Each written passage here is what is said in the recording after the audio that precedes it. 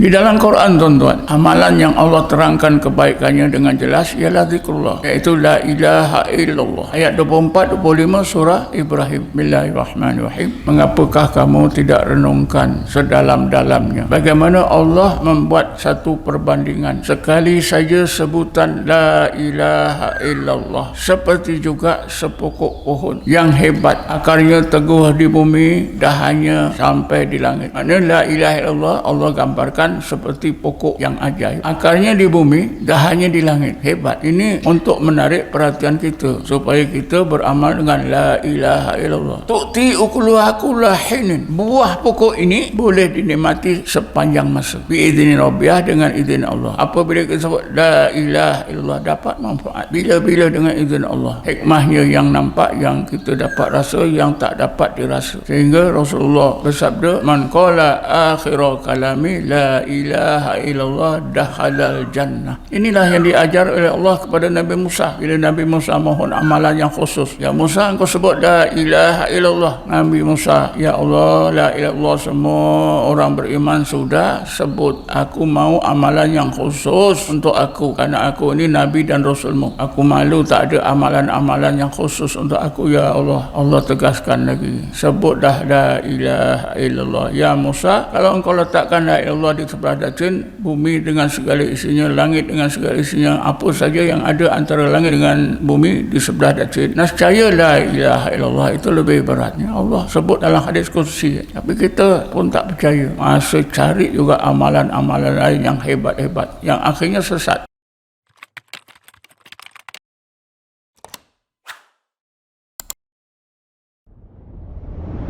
Tuan-tuan dan puan-puan, hadirin hadirat yang dirahmati Allah sekalian,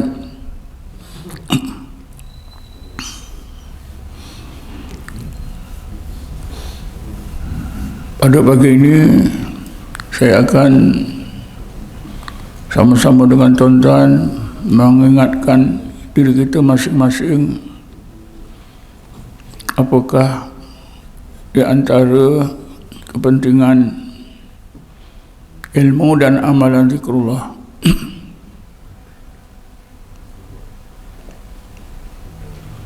Amalan yang mula-mula disyariatkan oleh Allah di dalam Islam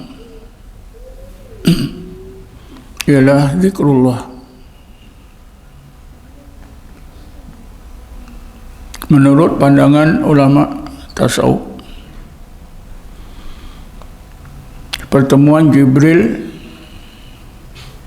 kali pertama dengan Rasulullah SAW, ketika Rasulullah bertahanus di Gua Hira di atas Jabal Nur, 5 ayat yang mula-mula disampaikan oleh Jibril ialah ayat pertama hingga kelima suratul Alaq. Bismillahirrahmanirrahim. Iqra bismi rabbikal ladzi khalaq, khalaqal insana min 'alaq. Iqra wa rabbukal akramul ladzi 'allama bil qalam, 'allamal insana ma lam ya'lam. Inilah 5 ayat yang mula-mula disampaikan oleh Jibril kepada Nabi Muhammad. Dan siapa yang pernah belajar sejarah atau sirah Rasulullah SAW, ditegaskan bahawa Rasulullah tidak boleh membaca. Inilah yang mengelurkan kita. Kita tak dapat memahami apakah yang dimaksudkan Rasulullah tak dapat membaca. Ketika itu Rasulullah berumur 40 tahun. Dia paling cerdik, paling fasih. Takkanlah Jibril dah ulang-ulang 5 ayat ni Rasulullah tak boleh baca. Kepahaman sebenar yang dipahami oleh ulama tasawuf, bukan Nabi Muhammad tidak boleh membaca 5 ayat ini. Nabi Muhammad tidak boleh melakukan apa yang Allah perintah yang terkandung dalam 5 ayat ini. Karena kali pertama dia disuruh Apa yang kita fahami selama ini, Nabi Muhammad disuruh baca berdasarkan kepada kalimah Iqra. Tapi apa yang dipahami oleh ulama tasawuf, sebenarnya Nabi Muhammad diperintah oleh Allah supaya berzikir menyebut nama Allah. Sambil berzikir menyebut nama Allah, Nabi Muhammad mesti muraqabah kepada sifat Allah, khaliqu kulli syai'in. Jadi Nabi diperintah oleh Allah berzikir menyebut Allah, Allah. Serentak dengan itu Nabi mesti tumpukan mindah ya, muraqabah, khaliqu kulli syai'in, Allah khaliqu kulli syai'in, berdasarkan Iqra bismi rabbikal ladzi khalaq, alladzi khalaq. Yang kedua, Nabi disuruh juga muraqabah kepada Al-Akram. Iqra bismi rabbikal ladzi khalaq, khalaqal insana min 'alaq, Iqra wa rabbukal akram. Kalau khaliqu kulli syai'in itu mewakili sifat keagungan Allah, sifat jalalullah, sifat uluhiyah Allah, maka Al-Akram mewakili sifat-sifat rububiyah Allah, sifat-sifat jamalullah. Ringkasnya, 5 ayat ini Rasulullah diperintah oleh Allah supaya berzikir Allah, Allah dengan muraqabah 2 sifat Allah yang penting, ilahun dan rabbun, uluhiyahnya dan rububiyahnya. Karena itulah maka akhirnya Jibril ajar kepada Rasulullah.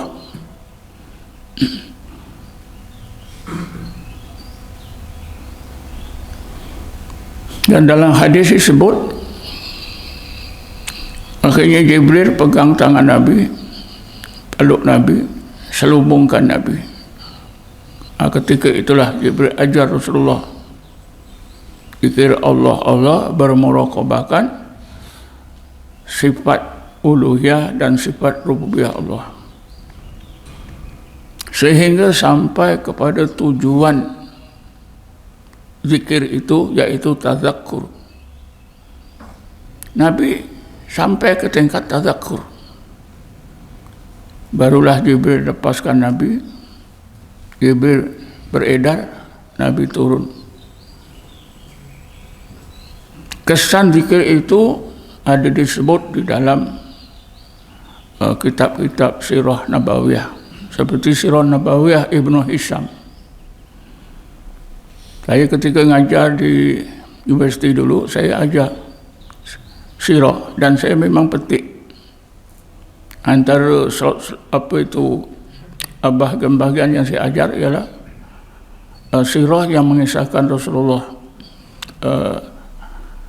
didatangi oleh Jibril kali pertama ini. Apa yang terdapat dalam sirah, dalam keterangan hadis pun hampir sama. Yaitu Nabi ketika turun itu merasa lemah, kesejukan menggeletar.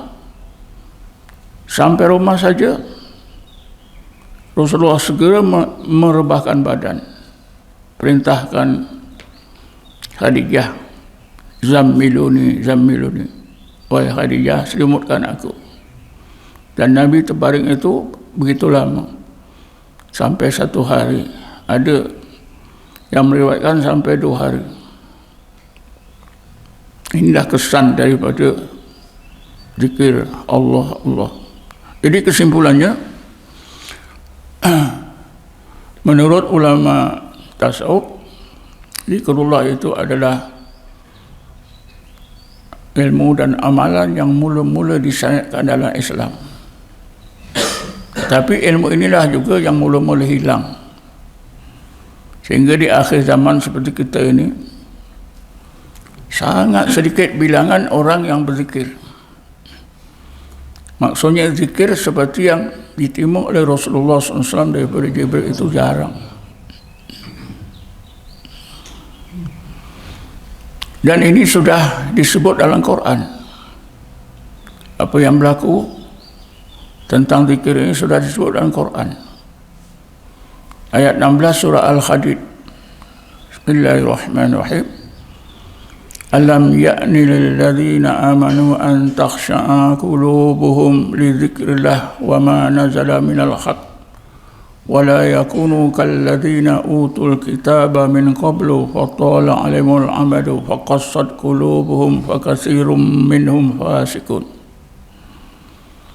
Ayat ini diturunkan oleh Allah semasa di Madinah, yaitu di hujung-hujung usia Rasulullah. Pada masa itu pada masa itu disebut dalam sejarah, semenanjung tanah Arab sudah dikuasai oleh Islam. Tentera Nabi telah menawan banyak kawasan. Jadi orang-orang Islam yang selalunya berperang sudah merasa aman. Mereka yang selalu berperang merasa dah tak ada tugas perang. Biasalah manusia ini bila berasa aman, kegiatan mereka ialah tentang keduniaan. Mereka yang meniaga mulai aktif dalam perniagaan. Mereka yang bercocok tanam begitu juga. Kegiatan-kegiatan baru ini mengganggu amalan zikrullah dan baca Quran. Gangguan itu berlaku walaupun sedikit. Kalau biasanya banyak berzikir, banyak baca Quran, kurang. Turunlah ayat ini menegur, ya, sikap orang-orang Islam yang dulu masa perang banyak zikir, banyak baca Quran. Bila dah aman, dah kurang. Ini berlaku masa Rasulullah lagi masa hidup. Jadi ini menandakan bahawa dua amalan ini akan menjadi amalan yang mula dilupakan oleh umat Islam. Dah sekarang sudah berlaku. Tapi sayangnya umat Islam tidak terasa mereka telah mula kehilangan amalan ini. Apa yang mereka rasa ialah sebaliknya. Ilmu mereka bertambah. Masyarakat Islam semakin faham Islam, semakin faham amalan Islam. Sebabnya universiti-universiti Islam banyak dibuka di merata-rata tempat. Profesor-profesor Islam pun ramai. Tapi cuba tuan-tuan tanya profesor Islam tentang zikrullah, boleh tak mereka bagi jawapan? Jarang, tuan-tuan. Kalau dah profesor di bidang Islam, zikir pun tak faham, apatah lagi kita. Ini dah nasib amalan yang mula-mula disyariatkan oleh Allah yang sangat penting. Fenomena amalan zikir itu di zaman awal Islam pun sangat jelas. Zaman Mekah selama hampir 13 tahun. Apa yang diamalkan oleh Rasulullah dan sahabat disebut dalam Quran. Bismillahirrahmanirrahim.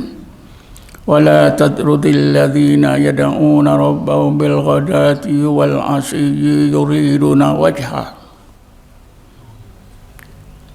Orang-orang Islam di zaman Mekah berzikir Allah, Allah, Allah, Allah, yad'una rabbahum, Allah, Allah, Allah, bil ghadati wal 'ashiyyi, sepanjang siang dan malam. Itu saja yang mereka mau. Allah, yuriduna wajha. Dan amalan ini diteruskan sesudah orang Islam, sesudah Rasulullah berhijrah ke Madinah. ayat 28 surah Al-Kahfi. Bismillahirrahmanirrahim. Wasbir nafsaka ma'al ladzina yad'una rabbahum bil ghadati wal asyi yuriduna wajha. Sama saja. Umat Islam sesudah berpindah ke Madinah, di Madinah pun Allah Allah Allah Allah Allah yad'una rabbahum bil ghadati wal asyi yuriduna wajha.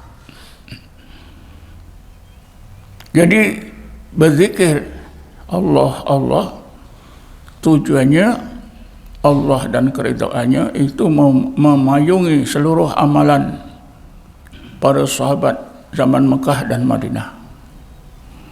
Zaman sekarang seluruh ibadat kita dipayungi oleh kelalaian. Itulah beza, tuan-tuan.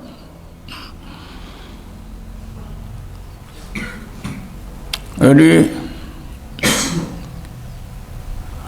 hikmah, kelebihan, kebaikan zikrullah itu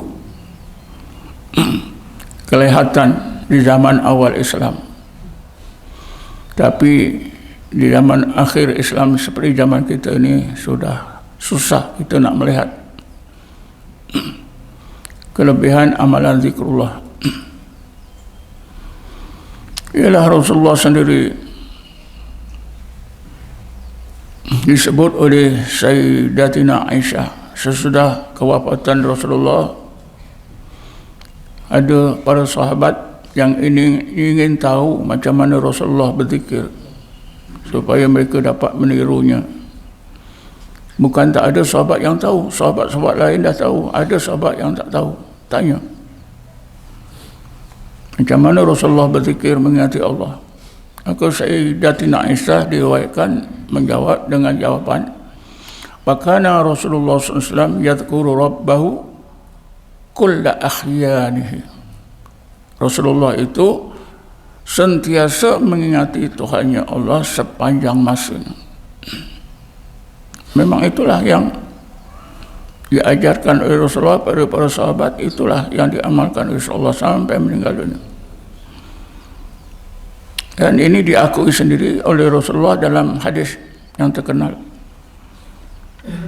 Inna ainaya tanamani wala yanamu qalbi.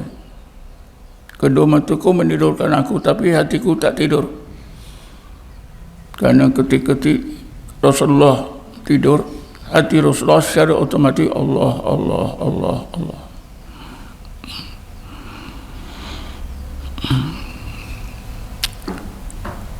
Kita mungkin tak menemui atau sukar menemui seorang di zaman sekarang, seorang yang beriman yang hatinya terus berfikir Allah Allah sepanjang masa, jaga maupun tidur. Kalau kita nak cari, susah nak temui. Karena amalan ini sudah jarang orang amalkan. Ada hamba-hamba Allah yang susah nak faham macam mana masa tidur pun hati boleh berzikir Allah Allah. Jadi kata saya ada seorang kawan, dia seorang doktor pakar bidang mata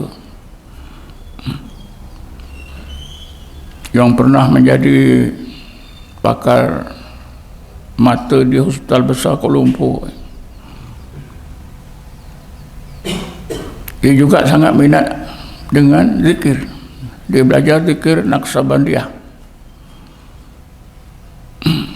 Masa saya jadi masih bekerja lagi dulu, dia kenal saya.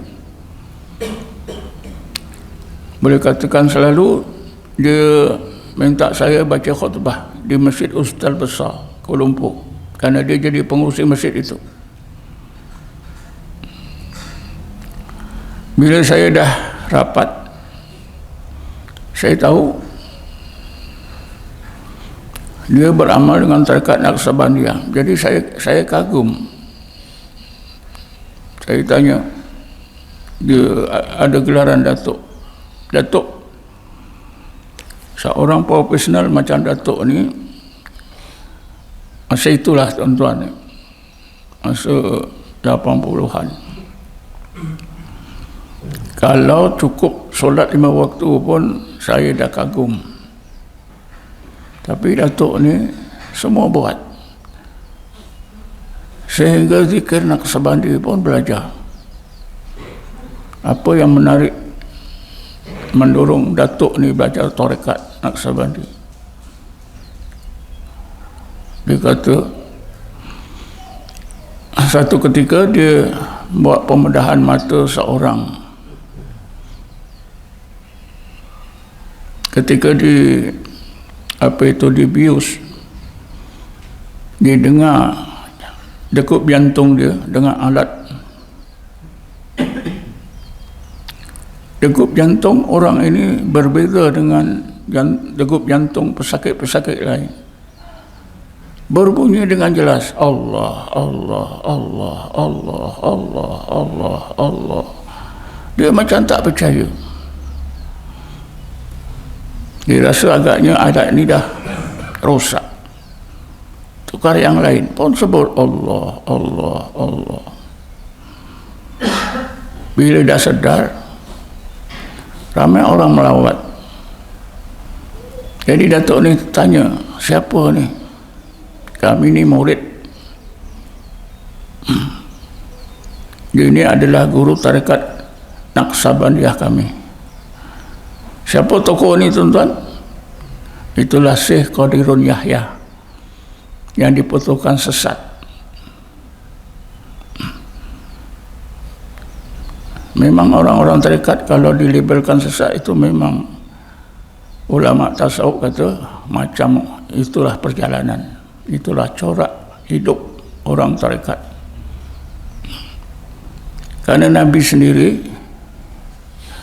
pun disebut oleh Quraisy Mekah, sabaqta anta ya Muhammad, engkau ni sesat barat ya Muhammad. Sabaqta itu berkait dengan satu agama Sabaiyah. Agama Sabaiyah ni dianggap oleh orang musyrikin musyrikin Quraisy di Mekah sebagai agama sesat, walaupun agama mereka itu sesat. Jadi Nabi Muhammad ni dihukumkan sesat. Sabaqta anta ya Muhammad.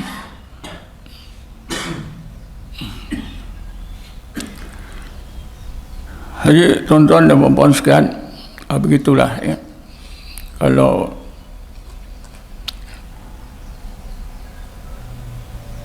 jadi Datuk ni akhirnya dia belajar jadi murid orang tu, murid Qadirun Yahya, dan rajin berzikir.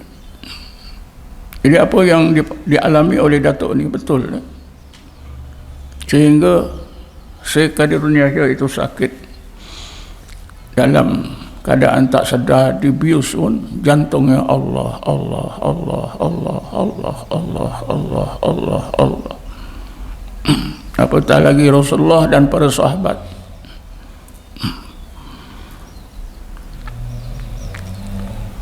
Tuan-tuan dan puan-puan sekalian, kenapa kita ni susah sangat nak berzikir?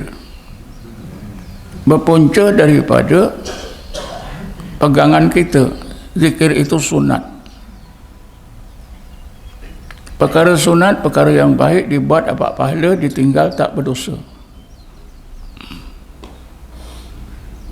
Selagi kita pegang hukum ini, memang kita tak berzikir. Tapi menurut pandangan ulama tasawuf, kerana zikrullah ini dibahas dalam bidang tasawuf, jadi hukum hakam yang lebih tepat tentang zikrullah ini ialah hukum hakam yang ditetapkan oleh ulama tasawuf. Menurut ulama tasawuf, hukum zikrullah itu wajib.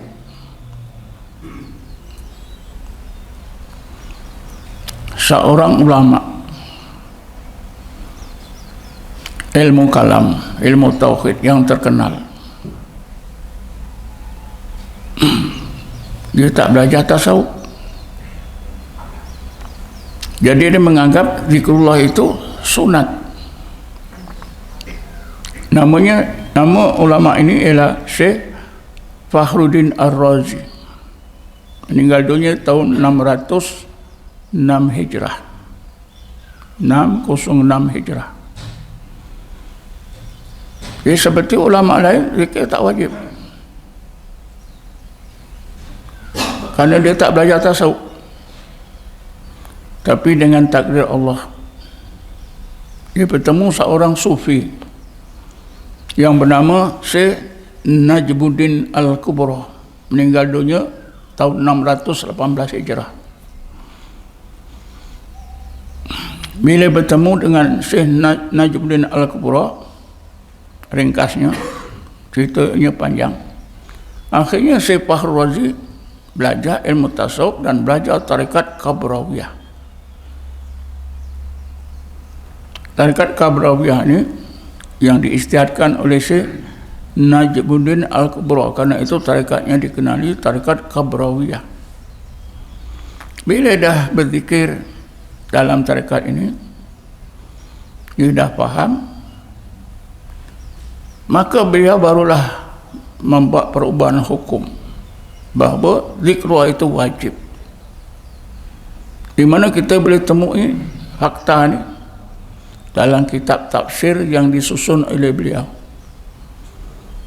Dalam kitab tafsir yang disusun oleh beliau, ketika beliau menafsirkan ayat 205 surah Al-A'raf, Bismillahirrahmanirrahim, Wadhkur rabbaka fi nafsika tadarruan wa khifatan wa dunal jahri minal qawli bil ghudwi wal asal wa la takum minal ghafilin. Ya Muhammad, hendaklah engkau sebut dan ingat nama Tuhanmu Allah di dalam hatimu, dalam keadaan hatimu tadarruk kepada Allah, takut kepada Allah tanpa ada suara sepanjang masa siang dan malam. Ya Muhammad, jangan sekali-kali engkau biarkan hatimu jadi lalai. Syekh Fakhruddin menafsirkan ayat ini panjang lebar. Kata beliau, kewajipan berzikir dalam hati menyebut Allah, Allah, Allah mula-mula disyariatkan, diwajibkan kepada Nabi Muhammad sallallahu alaihi wasallam. Tetapi berdasarkan kepada qarinah lafziyah ayat ini, maka umatnya juga wajib berzikir seperti yang dilakukan oleh Rasulullah SAW. Malahan kalau Rasulullah SAW itu bersifat maksum, diwajibkan berzikir begitu, apatah lagi umatnya yang penuh lalai, tentulah umatnya lebih wajib lagi. Ini pandangan Syekh Fakhruddin berubah. Saya bercerita ini kerana maklumat seperti ini susah nak dapat, tuan-tuan.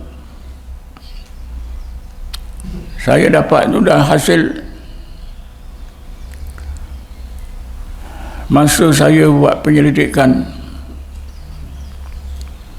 menulis tesis saya, PhD saya di UM dulu pada akhir 80-an.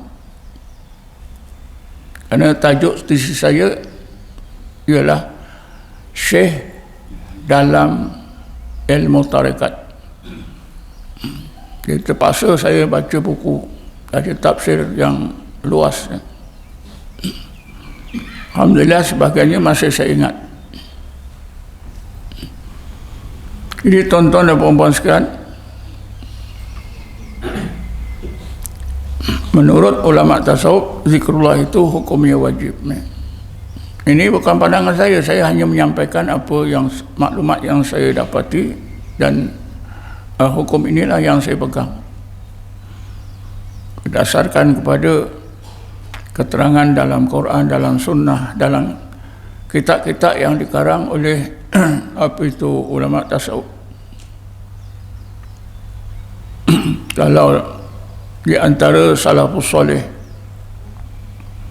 yang terkenal yang mewajibkan zikir ialah Syekh Abu Qasim Al-Junaidi Al-Baghdadi, ulama yang dianggap paling alim di zamannya.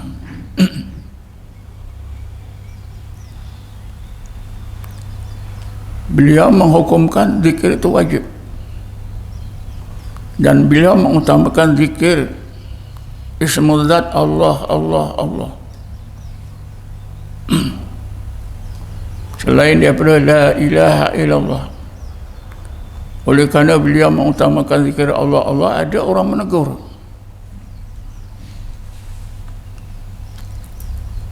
tuan, tidakkah Rasulullah bersabda afdalu zikri la ilaha illallah? Betul,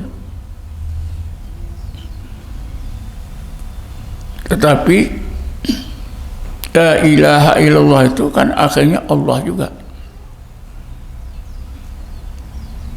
Malahan bila sebut Allah itu direct, tak ada la ilaha Allah Allah Allah. Lebih-lebih lagi kata beliau, kalau seorang itu dalam keadaan sakit, dibimbangi dia mati, tak sempat menyebut Allah, jadi utamakan sebut Allah Allah Allah. Dah tentu tak ada kalimah lain, Allah Allah Allah Allah. Banyaklah hujah-hujah beliau ya. Di seterusnya tuan-tuan, cuba kita ingatkan balik apakah kelebihan zikrullahnya.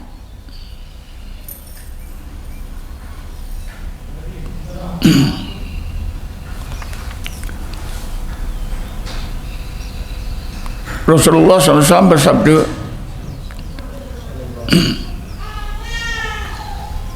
masalul ladzi yadhkuru rabbahu wal ladzi la yadhkuru rabbahu kamasalil hayyi wal mayyit.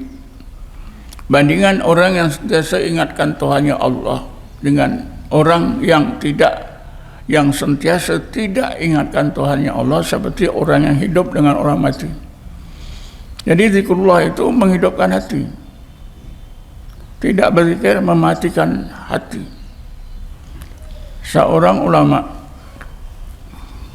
yang selalu kita petikaikan petuanya, masa hidupnya memang menjadi masalah, selalu dihadapkan pada jawatan kuasa pemulihan agama, Ibn Taymiyah. Meninggal dunia 728 Hijrah.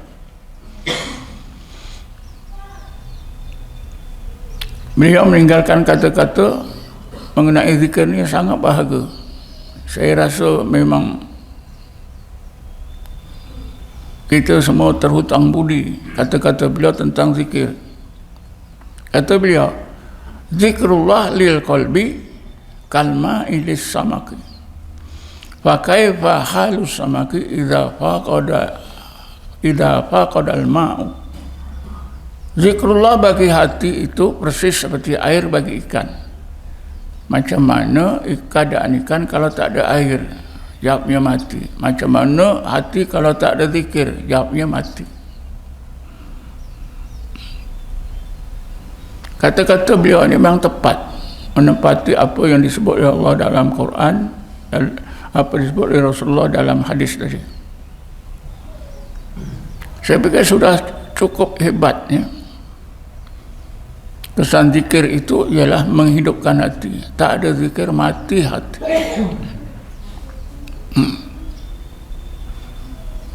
Tapi kita sukar nak meyakinkan. Saya dulu pun begitu sebelum belajar tarekat, dengar perkara-perkara ini semua, keterangan, tapi tak kisah. Itulah rasanya saya fikir kita perlu hidayat. Siapa yang dapat hidayat, barulah disedarkan oleh Allah kepentingan zikrullah. Tuan-tuan dan puan-puan sekalian, cuba kita ingatkan apa yang disebut oleh Syekh Abdul Samad Palembangi dalam kitabnya Syiarus Salikin, dalam juzuk yang ketiga, dalam bab tasawuf. Dalam bahagian tasawuf itu ada satu bab, kalau tak salah saya, bab itu bertajuk syarat-syarat orang yang berjalan pada jalan Allah. Syarat-syarat orang yang berjalan pada jalan Allah. Banyak syarat-syarat itu, ada berbelas. Antaranya mesti berpegang pada Quran dan Sunnah, mesti ada guru, mesti ada zikir.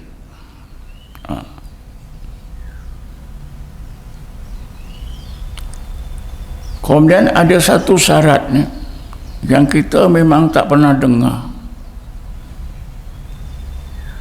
Antara syarat yang pelik itu, yang sekarang kita dengar apa dia? Mesti ada himmah yang tinggi. Himmatun aliyatun.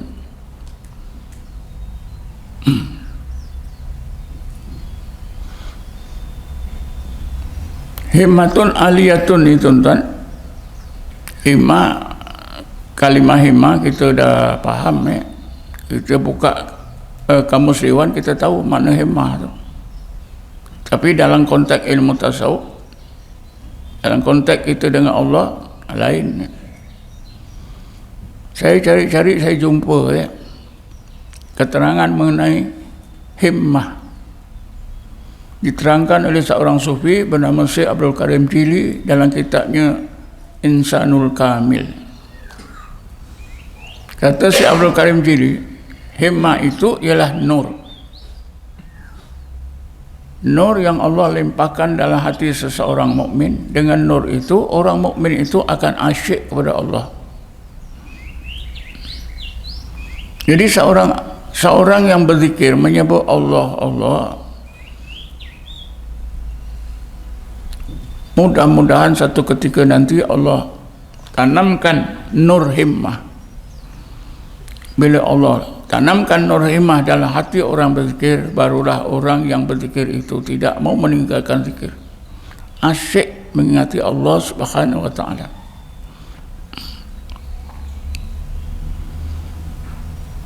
Di situlah timbulnya ya mahabbatullah. Mahabbatullah ini tuan-tuan maqam yang tinggi, karena di bawahnya sekurang-kurangnya ada 8 maqam. Dimulai daripada maqam taubat.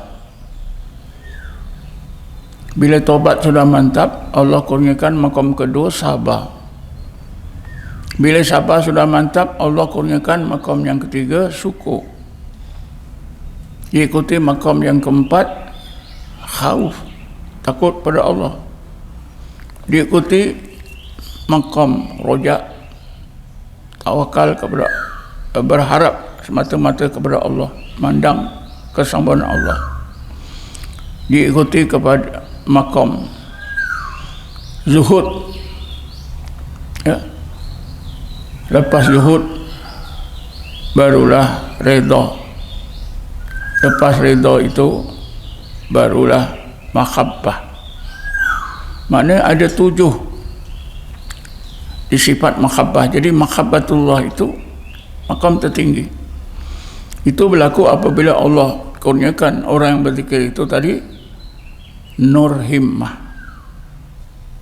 Bila seorang yang berzikir dikurniakan Allah nur himmah, barulah dia berzikir sampai ke tingkat apa yang dinamakan mabuk zikir. Ingat Allah sembahyang masa. Yang lain daripada Allah tidak dipeduli. Memang susah kita nak temui orang seperti ini zaman sekarang. Tapi zaman awal memang itu biasa. Kan kita pernah baca sejarah sahabat di Mekah Madinah. Orang yang bukan Islam pelik. Orang-orang Islam ni, ya sahabat Nabi Muhammad ni kenapa dah gila? Berjalan pun Allah, Allah, Allah, Allah, la ilaha illallah. Jadi akhirnya ada yang mengadu pada Rasulullah, tak apa, biarlah kamu zikirlah terus, biar orang kata kamu gila. Tapi tuan-tuan, Di zaman itu yang mengatakan orang berzikir itu gila, orang kafir. Sekarang ni kalau kita buat yang mengatakan kita gila, orang Islam. Betul tak? Tak percaya, cubalah jalan kat ni. La ilaha illallah, la ilaha illallah. Jangan peduli orang. Semua orang tengok. Ini dah sewel ni. Tak jadi, cubalah.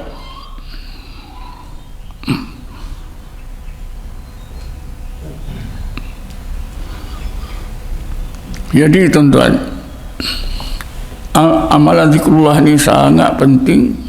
Yang mula-mula disyaratkan, diwajibkan dalam Islam, tapi sudah hilang. Saya selalu sebut dalam Asharus Sahabah.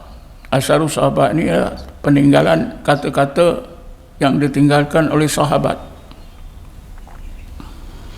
Asharus Sahabah ini pun berdasarkan kepada hadis Nabi yang pernah didengar oleh sahabat tersebut. Seorang sahabat bernama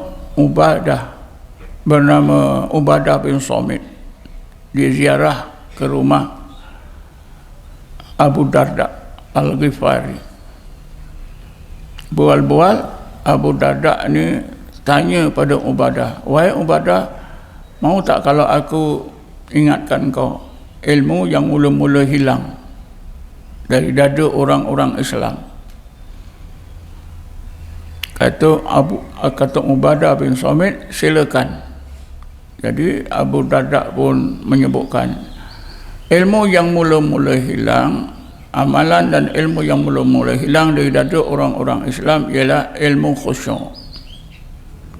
Wahai Ubadah, kalau engkau masih hidup ketika itu, engkau pergi ke sebuah masjid, orang ramai sedang mengerjakan solat berjemaah. Kalau engkau pandai, periksa daripada imam hingga makmum yang terakhir, seorang pun tak ada yang khusyuk. Ya, sama saja. Dalam Quran, dalam Asharus Sahabah mengisyaratkan, menyebutkan bahawa amalan yang mula-mula hilang ialah zikrullah. Sekarang sudah berlaku.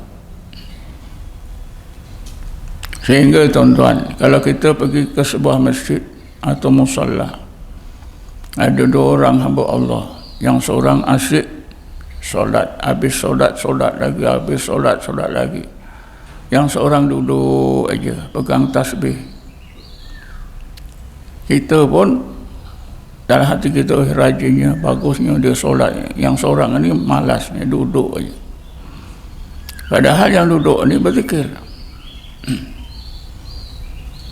Di dalam Quran disebutkan, Bismillahirrahmanirrahim, Innas salata tanha anil fakhsya'i wal munkar wala zikrullahi akbar. Sesungguhnya solat itu bila dikerjakan oleh seseorang, maka kesan daripada kebaikan solat itu boleh menjauhkan orang mengerjakan solat itu daripada dosa-dosa besar dan dosa-dosa kecil. Tetapi ditutup oleh Allah, wala zikrullahi akbar. Zikrullah itu lebih besar lagi kesan baiknya. Ini selalu dibaca oleh khatib di dalam khutbah kedua, tak salah. Wala zikrullahi akbar. Untuk menutup khutbah kedua tu biasa dibaca. Maknanya tuan-tuan, ayat ini Allah tegaskan kesan daripada zikrullah itu lebih luas, lebih baik lagi daripada solat. Tapi bukanlah berarti solat itu tak perlu. Kita dah maklum solat itu wajib. Kerjakan. Allah bagi tahu kita kebaikan zikrullah itu lebih baik lagi, lebih banyak lagi. Di dalam Quran tuan-tuan, amalan yang Allah terangkan kebaikannya dengan jelas ialah zikrullah, iaitu la ilaha illallah. Ayat 24-25 surah Ibrahim. Bismillahirrahmanirrahim.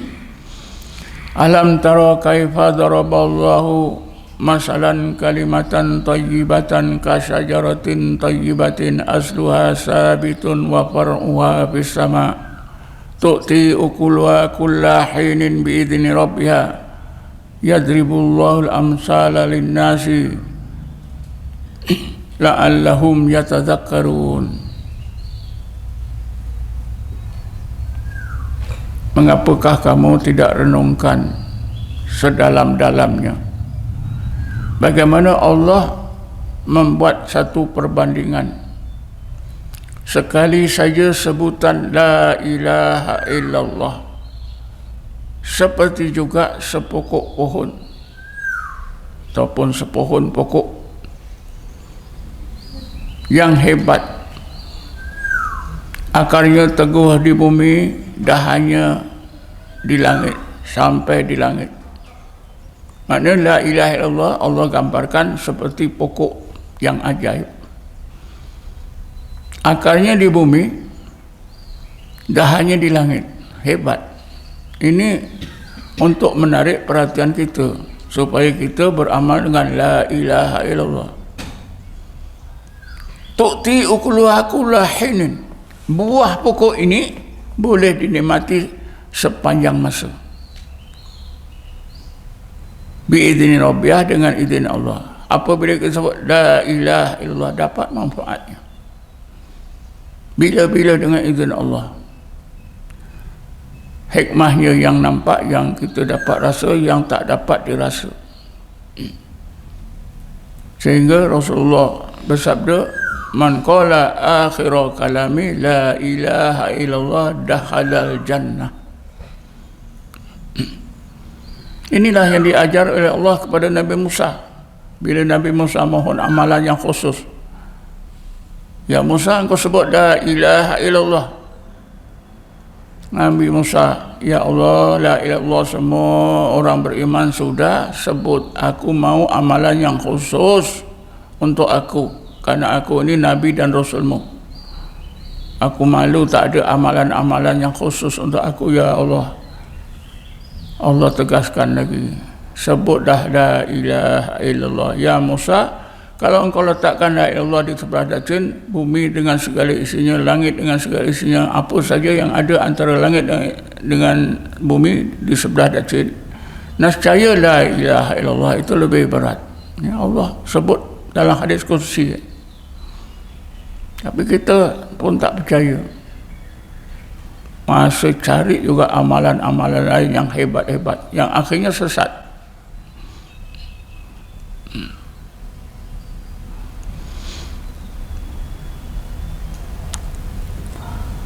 Kan jarang zaman sekarang ni, lepas solat buat 1000 la ilaha illallah. Kalau saya suruh tuan-tuan angkat tangan pun tak tahu. Tapi biasa yang buat dia tak angkat tangan, yang tak buat dia angkat tangan. Jarang.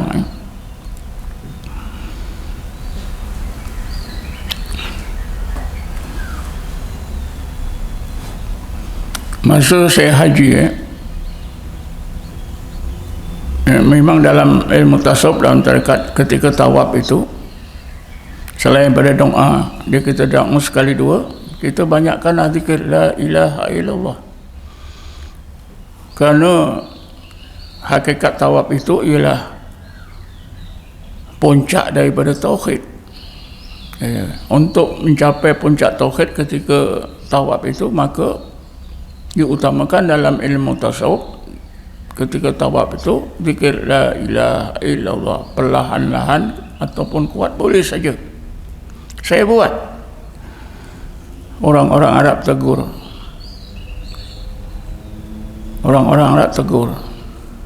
macam marah, tapi saya tak peduli, ya.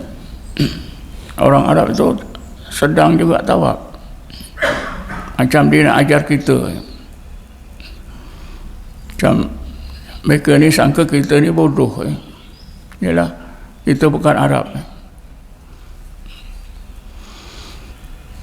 Jadi memang itulah, ya.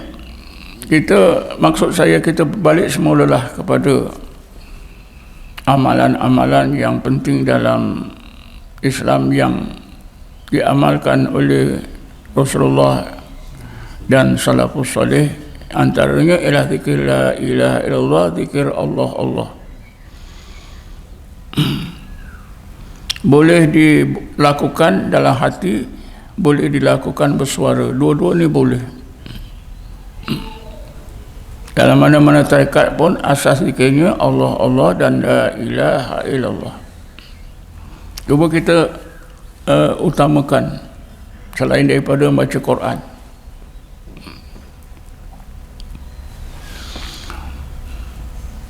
Cuma kalau solat, ibadat-ibadat lain yang mengistihadkannya ialah ulama fiqh. Kitab-kitab fiqh kita baca, tahulah hukum hakam, kaedah-kaedah ibadat. Tapi amalan zikrullah ni tuan-tuan, kita kena baca kitab-kitab tasawuf. Dan kita kena belajar daripada orang-orang sufi. Itu bedang mereka. Sebab itu tidak wajar kita belajar ilmu zikir daripada faqih, pada seorang faqih, bukan seorang sufi. Tak akan jadi. Sebab itu di dalam tasawuf, zikir yang bersanad itulah yang sangat dikehendaki. Zikir yang bersanad, zikir yang ada silsilahnya sampai kepada Rasulullah SAW, sehingga timbullah bahagian zikrullah itu ada dua jenis, zikir khasanat dan zikir darajat. Alhamdulillah, zikir khasanat kita semua dah buat, tapi zikir darajat ni yang malang. Karena apabila kita sudah berzikir zikir khasanat, iaitu zikir yang kita wirid yang kita lakukan ramai-ramai di masjid, di surau, kita sendiri kadang-kadang buat sorang-sorang, itu zikir khasanat. Ini yang menyusun pun orang sufi, ya. Zikir tahlil orang mati itu pun orang sufi yang menyusunnya, ya. Tapi sayangnya zikir jenis yang kedua, zikir darajat, yaitu zikir yang bersanad, ini kita tak pelajari. Jadi marilah kita belajar zikir yang bersanad, yang dikenali dengan tarekat. Belajarlah. Karena zikir yang bersanad ini diistiadkan oleh ulama tasawuf, ada silsilahnya, silsilah perguruannya bersambung-sambung hingga kepada Rasulullah SAW. Ada seorang bekas naik chancellor Universiti Azhar yang terkenal kealimannya, namanya Dr. Syekh Abdul Halim Mahmud. Dia ada menulis banyak kitab, terutamanya yang menyentuh ilmu tasawuf. Sebuah kitabnya yang bertajuk Al-Majmu'.